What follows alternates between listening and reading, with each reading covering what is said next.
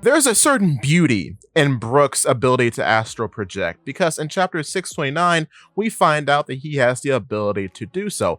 But in doing so, his ghostly projection looks like how he does as a skeleton. It doesn't reflect his visage as a human. This, I believe, is because after being saved by the Straw Hats, after becoming a Straw Hat, and after becoming a worldwide musical sensation, he has accepted that his skeletal self is who he is now. And it is the person that not just the Straw Hats, but so many people love all across the world. So he has grown to accept that even though he is an undead abomination, he is loved by many people the world over and will fight for those who gave him his liberation, meaning the Straw Hats. So in him choosing to represent himself as his skeletal self as a ghost, it shows you that he has fully come around to being death incarnate. And I think that's pretty beautiful because theoretically, he could have presented himself as a human, as any form of himself as a human. But no, he chose to represent himself as he is now. But another interesting twist to this is that even as a ghost, he still bears the same mark on his forehead. And this is a bit of visual storytelling, I think, because I believe what is being told to us is that whatever gave him that scar as a human has to be a very important event in his life, because no matter what, that scar has followed him no matter what form he has taken. It appears as a crack in his skull as a skeleton and is now reflected in his form as a ghost when he astral projects. So whatever that mark means, it has to be important, which is quite fascinating because you wouldn't think that would be a big deal, but it becomes a big deal. And it's also the gateway to the memory of his final crew because, as you know, he stores the tone dial that contains their last song within his head, and the crack is an entry point into the innards of his skull.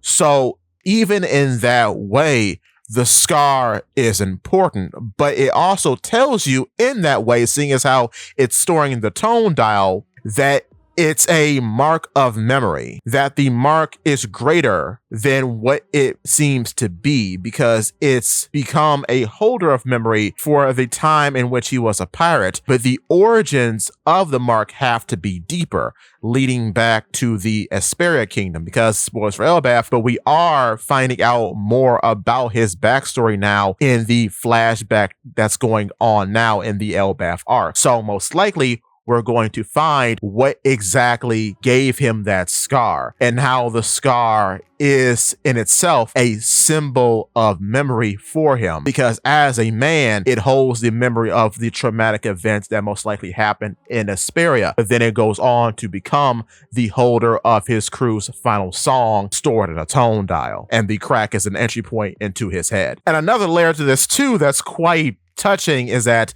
he used the space within his head to secure poneglyph rubbings that he got from Big Mom in Whole Cake Island, therefore securing Luffy's path to become Pirate King. I think that's a big takeaway too. So yes, Brook is the MVP, and he used something so precious to him to secure Luffy's path to victory. And I think that's a reflection of just how much Luffy means to Brook as a captain and as a friend. So it really does paint a picture telling us that this scar actually matters. And it's important to him because he chooses to keep that as a part of his form no matter what.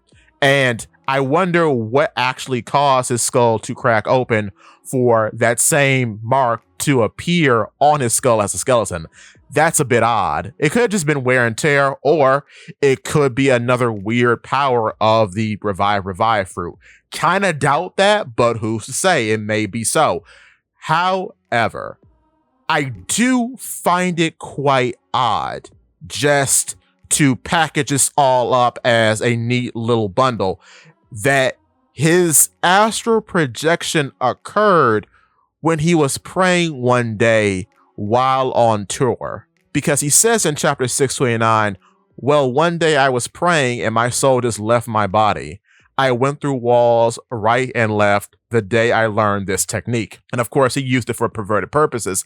But still, it's interesting that praying activated this astral projection, which prayer has never been connected to a devil fruit power before. So that in itself is something to just think about. And I wonder, is that going to have any more implications in the future? However, with that being said, if you are enjoying the video, click the like button. And if you want to see more from me, click the subscribe button, followed by that bell so you never miss a video. In addition to, hit the hype button because it really does help. And with that being said as well, give me your thoughts and tell your friends about Polypede Works.